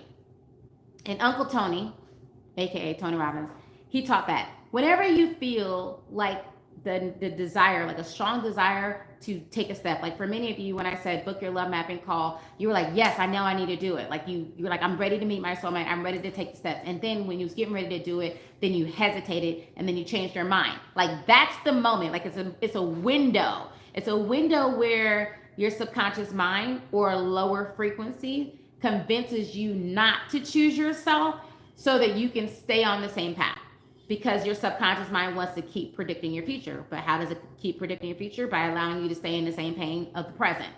And so whenever you ever get that inspiration, always take massive action, always act in that moment and make a decision that your subconscious mind can't sabotage you to back out of. That's the best advice that I can give you. How do you know it's your intuition? Because it feels like peace when it comes. That's why. You feel it here. You're not feeling it from nervousness. You're not feeling it from fear. You feel it here, and it feels like peace. And if something in you is like, move, don't be like, well, how am I going to do this? Or what am I going to do? Ask all these questions. Well, maybe I'm not ready and all this other stuff. The first one is your intuition. That is your God voice. The second one is your doubts, your insecurities, your love blocks. That's the voices in your head, the mother or the father that wasn't there, or the mother that told you wasn't good enough, or the ideology that you weren't pretty enough, that then comes back around to keep you stuck in your present state. Okay? You think I tapped into my new location and soulmate? Hopefully. Hopefully. The question now is, are you ready? Are you ready to hold space for him? Are you ready to receive him? I know that a few more people are booking their love mapping calls. So I'm going to do like a couple of readings before I jump off. And when you book your love mapping call, make sure that you put booked in the chat. And when you put booked in the chat, that allows my team to be able to write your name down for you to be able to get your feminine dating cheat sheet. You said, do people get more than one soulmate? Everybody has more than one soulmate, but not everybody gets to meet more than one soulmate in a lifetime, if that makes sense. Everybody has more than one soulmate. However, not everybody gets a chance to meet their soulmate or any of their soulmates in their lifetime. Okay. This is what I found. Like I've done readings where I tune into you, and then I see your soulmate, like half of their body, but I don't see their face, because you're like still in and out, where you haven't said yes to your soulmate. And for some of you, you haven't said yes to being able to receive your soulmate because you're scared. You're scared of falling in love and being disappointed, or, can you book if you're in the UK? We have clients all over the world. Yes, baby. Yes, you can. Okay? Yes, you can. So then you sabotage yourself. And then you're back and forth. You're like, well, I'm not really looking. How many people have heard a friend say that? Like, I'm not really looking for anybody. I mean, if it happens, fine, but I'm not really looking for a soulmate. Like, how many of you guys ever heard anybody say that? Like, passive thing, right? You said, I'm the friend. Thank you for your honesty. Yeah. So basically, what you're doing is, the truth is that you do want your soulmate. The truth is that your soul knows that you have a soulmate. However, the fears, the love blocks, the doubts have you now. So your soulmate's on the way, and then those doubts, those love blocks, those fears, the insecurities starts to push them away. Whenever you're saying like, well, I'm not really looking for him, that's him coming when you do want it, but then when you basically are rejecting it, you're lying, basically. That's right. Marissa said, that was me, I was lying. Yes, they always are. Okay? They always are.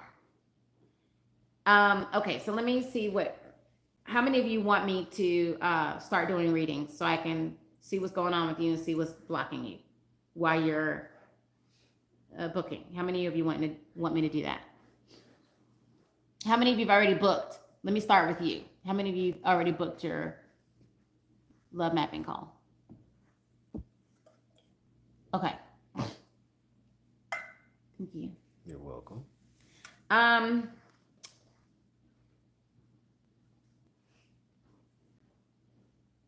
one of you, you had an ex that proposed to you, and you said you told him no. You didn't say yes to him, not because you didn't love him, but you said no to his proposal because your parents like was the worst example of love in relationships, and you are afraid of having a relationship like that, and so you rejected him, and then you regret it. You haven't been able to forgive yourself for saying no to his proposal, and now he's already moved on with somebody else, and you can't seem to like forgive yourself or let go of the fact that you feel like you've let this one go. However, you're supposed to meet your soulmate in October. And I don't know if you're like in hiking or something like that, but like I'm seeing like a waterfall, you hiking or something like that. I don't know if that's what you're supposed to do. If you're, is it tarot reading? Do you send me with any tarot cards? where am I? Where am I getting the tarot? Okay, anyway. So I see you like hiking together, like maybe you're in fitness or something like that. Maybe that's what you do. But anyway, he is too. He's into fitness. I see you guys taking a trip where you end up going hiking. He's a really, really nice guy, by the way. Like amazing. Best type of guy that you've ever been with. Move on from the guy that you let go of. Heal, okay? Clear that. Hey baby, how are you, Natasha? Clear that so that you don't let the next guy go. Okay? Um all right, so there's a. You just asked me, is he cheating on you? Yes, he is. You just asked me that. Where are you at? You just asked. You said, is he cheating on me? Yes, he is. He's cheating on you. And he's cheated on you before. You've known that he's cheated on you before. He said he wasn't going to do it again. And then now you're wondering if he's cheating on you. Yes, he's cheating on you.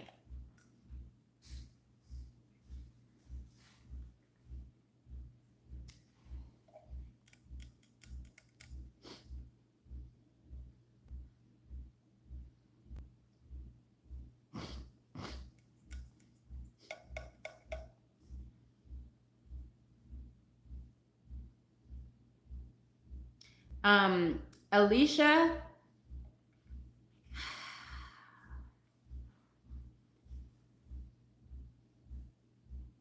okay, Alicia, this is what's downloading for you, baby. You're trying too hard. You're trying too hard. And what is, you know what it reminds me of, like the vision that I'm getting? It's like pushing a door, trying to open a door while also pulling it closed at the same time. You're trying too hard. There's this fear of not doing enough, not being enough. This fear that what it is that you want won't show up. So what's coming is that you are the one that's stopping you from being able to receive love, because somewhere in you, you feel like you're not enough where you are or as you are to be able to attract the kind of love that you want. How does this work? So every one of us, like actually everybody has a gift. However, in my family, it's called having the veil. And what I found out that my grandmother had a gift, my mother has a gift, and I can just, I can tap into different people's frequencies because the information is out there. My pineal gland is just extra active, so I can hear. I can hear what you're thinking. I can see. I can just see like your past, what's happened, and I can see into your future because there's no time or space in the universe. Now we're getting into quantum physics, and that can get pretty deep. Alicia, does that resonate with you at all?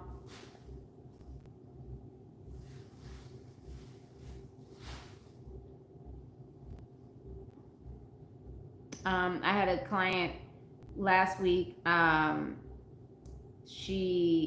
said on the live, I don't know how many of you was on the live last week, but I said the guy that you were with, his name is John or Jonathan, and you're still tied up, you're still caught up with John or Jonathan, and that's what's keeping you from your soulmate. And then I told her, like, this is when you're supposed to meet your soulmate, etc. Anyway, I ended up having a session with her last week.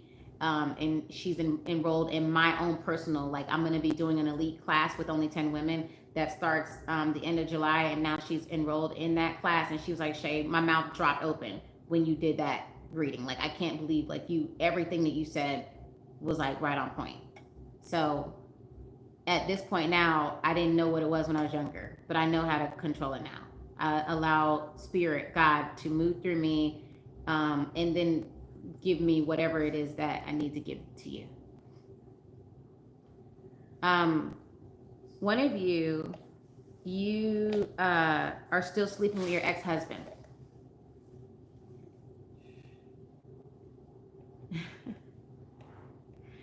One of you is sleeping with your ex-husband. What are you doing? You're sleeping with your ex-husband, and but he's not really committing. Like, he's not trying to, like, reconcile the relationship, and it's basically keeping you from being able to attract the relationship that you want. And the crazy thing about it is your ex-husband is having his cake and eating it too, ma'am. Ma'am, just walk away. He's a no.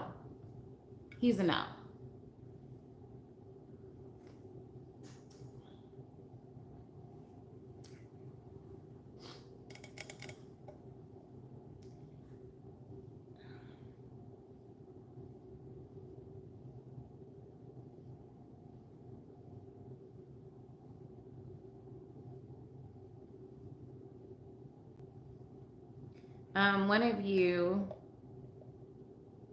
your mom passed away. I think it was like in December, somewhere around there, and you was like really close to your mom. You're like still mourning your mom, and your mom said that she wants you to have more than what she had. She said that she wished she could have taught you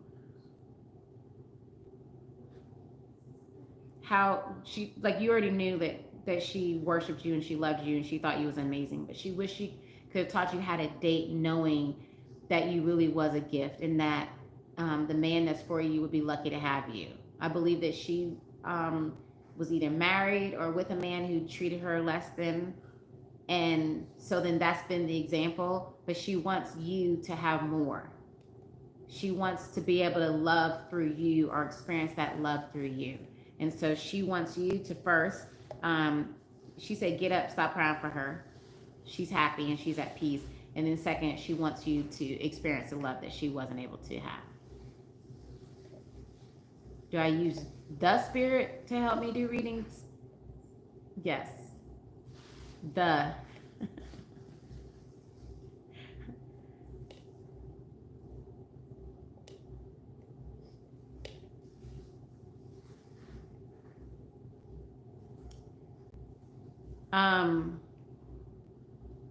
Wow, there's a lot going on here. There's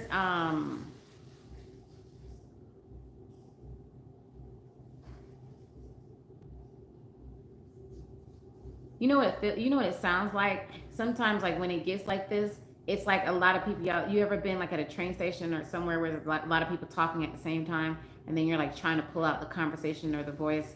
That's what it sounds like right now. And there's like somebody in here that drinks too much, and you drink too much, and then you like make decisions with men that you end up regretting later on, and you've been running away from the memory of what happened to you when you was a little girl, and you think that you're damaged goods, or that the kind of quality man that you really want that would never look at you. However, when I'm looking at your soulmate, like he looks like he's a really sweet guy. He's not your type, like, because the type that you've been attracting are crappy. But he's like really, like I can see him, like he wears glasses. I don't know, like the way he I can see his hair and everything, but he's like kind of like a geeky cool guy. And the thing about him is that he's really patient with you. He loves you and he's really patient with you. However, until you heal, baby, you won't be able to see him and you won't allow him in your world.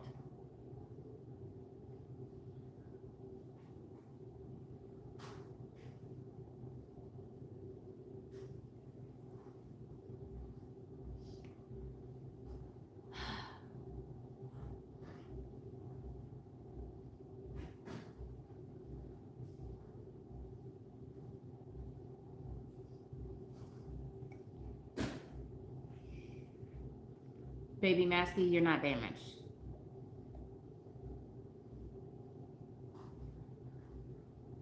If I took $1,000 bill and I took it and put it on the ground and stepped on it and then put it in dog dew and then put my butt on it and rubbed it in cow manure, it's still gonna be $1,000 bill. Just because of what you went through or what anybody says about you does not remove your value. But when you wake up and realize the value that you are, then you're going to finally be seen and claimed as the value that you are. That's what we help women to do all day, every day, to wake up to who they are so that they can be able to hold this space and receive the love that's waiting for them.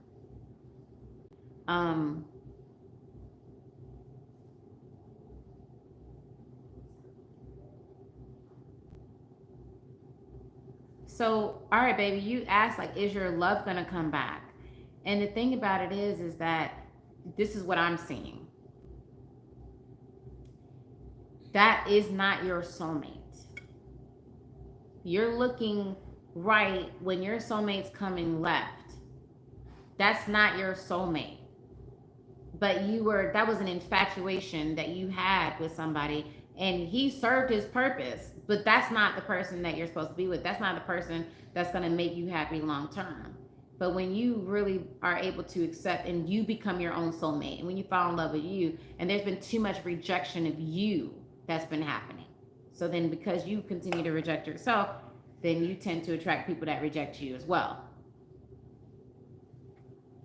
How do you get rid of their DNA? So the process that I use, like what I do in order to help a woman to get rid of, to clear her DNA of a man who she has sex with that's still encoded in her DNA, is I help her to rewrite her DNA. So like I literally created a whole program to do that. And there's like a meditation and there's like a process. So first thing you have to do is you have to cut the cord subconsciously, and then you have to cut the cord spiritually, and then you have to break the spiritual contract. And you can encode your own DNA. Like there's things that you can do to encode your own DNA. And it's not enough. Like for when I do videos when I tell women that the men that you're sleeping with, they're like biochemically imprinting off of you. And people are like, no, they're not. Like they don't stay in your body only when you're pregnant. But no, there's been research to show that he's actually uploading his code into your DNA and that it can stay there for life. So there are women who are upregulating autoimmune disease. It's changing the way they crave certain foods, or is craving the way their sense of smell or vision, etc., based on the men that they're sleeping with. And you can literally break that, clear that, heal that. But it's a process in order to do that. And a lot of women, they recommend like doing like the noni cleanse or going to a healer. And the reason why I don't tell you specifically on the live, like, hey, go do this or go do that, is because you can do that and it will feel great. However, you won't be energetically aligned to hold space for the frequency of healing and clearing that genetic connection that you have with your ex. You know what I'm saying? So you're just going to reattach. You're just going to still feel the soul tie to him. The soul contract won't be broken. In order for you to break a soul tie or a soul contract, you have to elevate out of the vibrational frequency. You got to elevate higher than where you were when you made the contract to begin with. And if you are still holding on to the same traumas, the same belief systems, the same energetic patterns, and those energetic imprints or patterns can be generational, then you're not going to let go of that soul tie, no matter how much you pray or noni juice it or go to healers or Reiki it or any of that stuff. I had to learn this the hard way. So then I learned how to help women to be able to change the frequency that they vibrate on so that they are no longer vibrating with that X anymore. So that when they go in to clear that soul contract, when they're going in to cut that soul cord and they're rewriting their DNA, then that's it. They don't have to keep doing it again. They do the process. And here's the thing, Miss Paris, she said prayer actually works. Prayer is kind of like when you order at a restaurant, right? Like you got to first say what your order is. You got to first speak it. But prayer means nothing if the energetic frequency you're saying the prayer in aligns with the pain.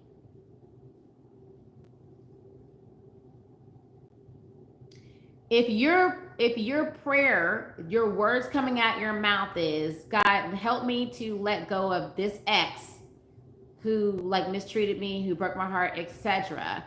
However, your alignment of expectation is to be mistreated the way that ex mistreated you.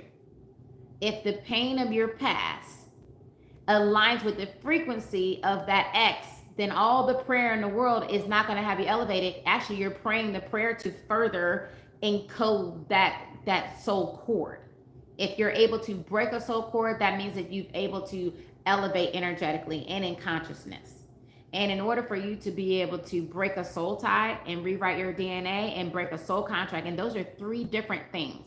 And what I created is so you can be able to break all three at the same time. In order for you to be able to do that, then you also have to rewire your subconscious mind. Like you have to subconsciously make it so that you don't want him anymore. Like you give yourself permission, and you'll be surprised how many people say, yeah, I want to be able to disconnect and I want to be able to let go of this soul tie, but subconsciously you don't. Subconsciously you don't. How many of that, how much does that make sense? To how many of you does that make sense? Because I can explain it a different way if it doesn't. We get into the weeds with this, but does that make sense to you? Say aye if that makes sense to you.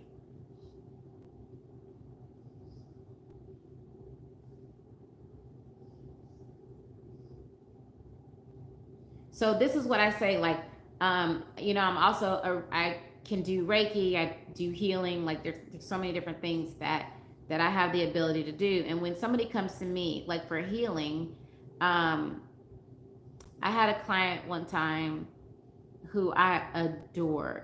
I adored this client. And the client ended up getting cancer. And so like the one time that I would do like healings and stuff on her, she would leave, she would feel better, and then she would go into the family dynamics where there was like a lot of fighting and a lot of dissonance, and like her insecurities and stuff were still there. And then like the pain would come back and the stuff would come back, and she never really completely healed.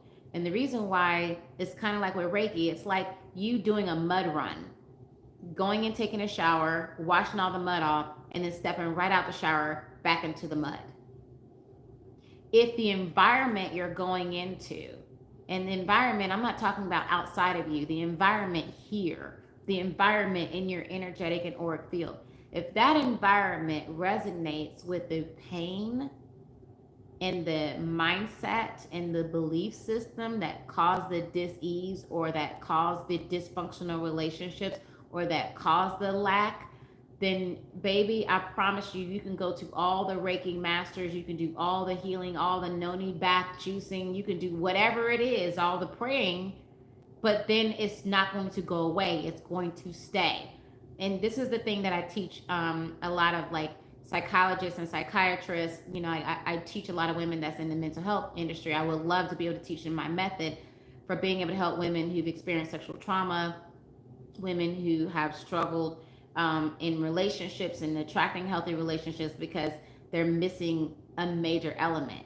If you're working with a client and your work with that client is purely conscious and you're not working on rewiring their subconscious mind, then it's ineffective to the client long term. And for a lot of my ladies that are in the mental health industry, you know that you'll have a client, you do all this work for her, she seems like she's improving, and then she goes right back. And that's because this hasn't been transformed.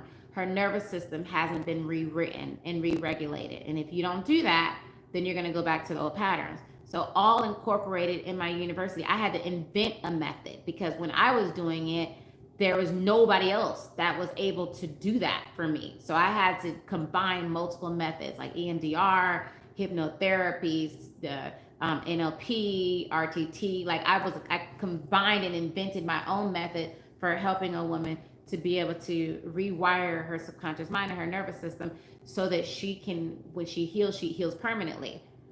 The number one thing that I can tell you transparently that I find that women do is they stop the journey too soon. It's kind of like if you're baking a cake and you take the cake out too soon before the cake has completely finished baking, put it in the chat what's going to happen. And then I'm gonna end soon. If you pull a cake out the oven too soon, what's gonna happen? Somebody put it in the chat. What's gonna happen?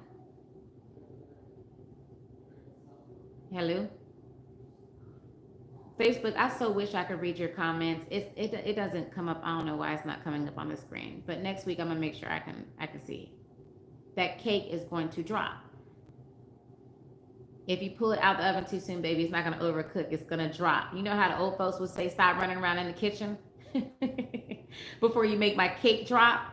And that's what I find that a lot of women do. So I basically invented the love success journey, right? And in the love success journey, there are 7 stages to a woman transforming into being able to have that agape highest level love after doing like 20 years of research in it. And so I can help a woman just by the characteristics, help her determine if she's in stage 1, stage 2, stage 3, stage 4, stage 5.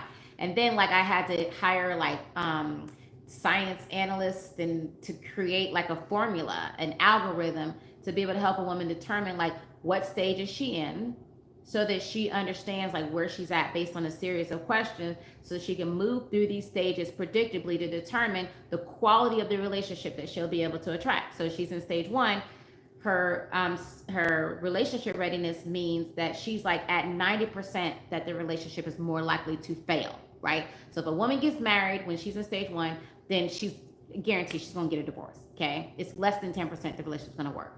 If she's in stage 2, then it drops down to 80% failure rate, 20% success rate.